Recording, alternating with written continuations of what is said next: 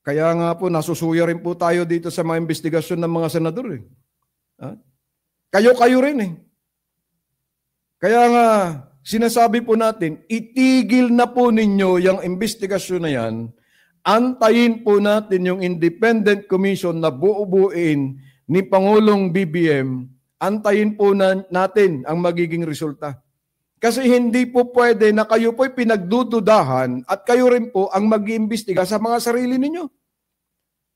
Natural, magtatakipan kayo niyan. Di ba gano'n ang mangyayari? Kaya, itigil po ninyo. Ano po ang sinabi po ni dating NEDA Chief Solita Monsod? Ang sabi niya napakabastos yung mga hearings na ginagawa ninyo dyan sa Senado. Napakabastos po talaga. Bakit nakakonsentrate lang kayo kay Diskaya?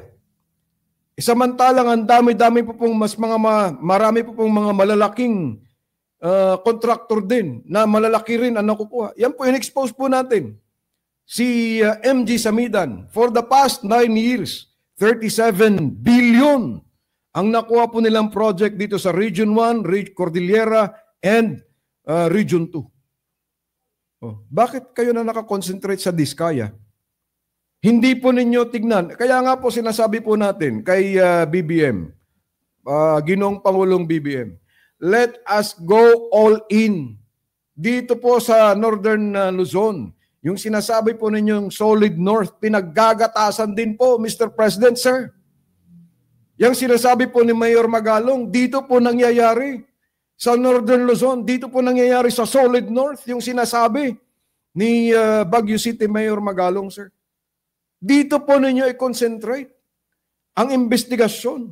Kung talagang gusto po ninyo na talagang malinisan po ang inyong pamahalaan sa mga buhaya, sa mga mapagsamantalang empleyado, sa mga mapagsamantalang politiko.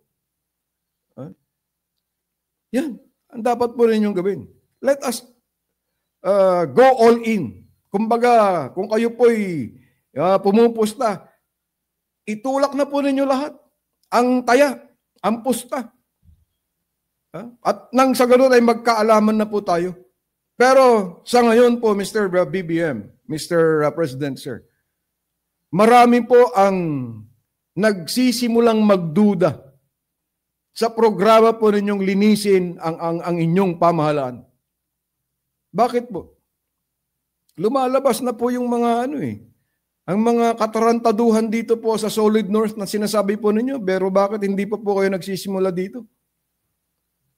Hindi po ba kung dapat maglinis kayo, unahin muna natin ang bahay, dapat house cleaning muna, housekeeping muna, sa bahay muna po ninyo? Hindi ba ganun ang dapat gawin, Mr. President, sir?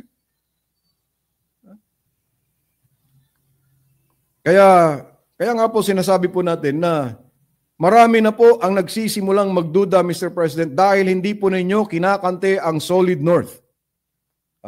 Na napakarami pa rin pong mga anomalya. Yung sinasabi po ni Mayor Baguio City Mayor Benji Magalong, dito po sa Solid North, Mr. President. Yan po, dyan po talaga nangyayari. Bakit hindi pa rin po ninyo sinisimulan ngayon, Mr. President, sir?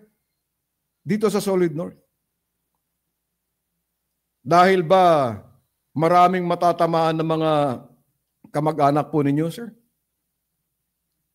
Kung talagang totoo po yung sinasabi po ninyo na linisan ng pamahalaan, dapat magkaroon na po kayo ng pagsisimula dito sa Solid North.